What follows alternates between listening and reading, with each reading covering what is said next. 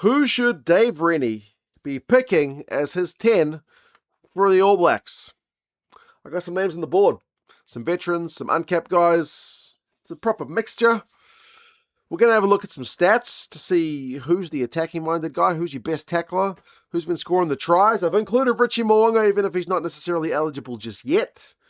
We're looking at his stats from Japan, so he is the kind of outlier in this bunch, but I figure it makes for an interesting conversation. And then at the end, I'll go with who I would like to see get a crack, and you guys can let me know your thoughts.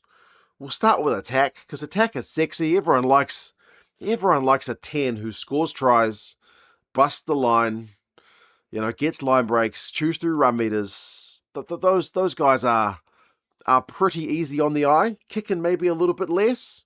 Who are your attacking-minded guys? Who do you reckon it is of this list? It's probably not Bodie right now, is it? Like, that's the Bodie of old. If you said Richie Mo'unga, you'd be right. Obviously, he's in Japan, so it's a different kettle of fish. But if you want the guy who busts the most tackles, it's Richie Mo'unga. He's busting like 5.5 a game over in Japan. And he gets the most meters with over 50 per game. So, Richie Mo'unga, he's right up there with his ball in hand attacking stats over in Japan. If you want tries, D-Mac. D-Mac's been scoring the most tries. More than Ruben Love, more than Richie Mo'unga, more than Bodie Barrett. Easily D-Mac is your top try scoring 10 in Super Rugby this year. And he's also right up there with line breaks as well. He's got more line breaks than Richie, more line breaks than Ruben.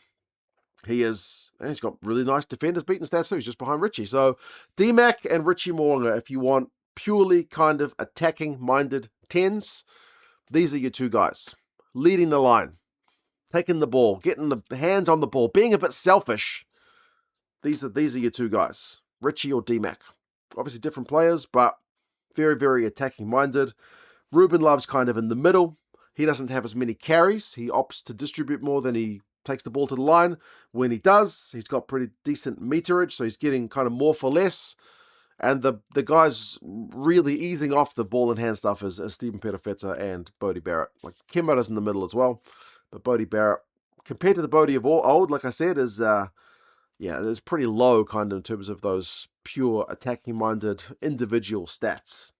But what about playmaking? Because that's, if not more important than... it's important, if not more important than individually kind of being able to break the line. Who's your distributor? There's kind of more than one way to look at it. If you want the guys who are getting the touches, again, it's D-Mac and Richie. Because these guys, again, I can use the word selfish, but they are the focal point for their teams. Richie Mo'unga and D-Mac get a lot of touches, which means they have a lot of passes, they have a lot of kicks between them. But it's kind of a more interesting story, I feel like, to look at overall, what is the way they are playing? Like, if every time they got a touch, did they kick, run, or pass? Because I can tell you, Bodie likes to kick. If you watch these games and you're looking at Bodie going, man, he kicks a lot, doesn't he? And New Zealanders, we don't like kicking 10s that much. We like a guy who runs it. I think that's part of the reason Bodie gets so much stick for the Blues. Maybe this is the way Vern Cotter is asking the Blues to play, but Bodie kicks a lot in terms of like the percentage of how often he kicks. He kicks more than anybody else. He's kicking 29% of the time. So Bodie's putting a fair bit of boot to ball, much more than anybody else. D-Mac kicks a fair bit as well. D-Mac kicks more purely on kicks per game, but it's less of his like option taking, if you know what I mean. Whereas if you want a guy who's passing and really getting the back line humming, the ultimate kind of distributor, then it's Ruben Love. That's where I think Ruben Love really, really shines. Because in this attacking stats, they're fine, but they're behind D-Mac and Richie. But in terms of his ability to set up the guys around him, Ruben Love is looking to pass.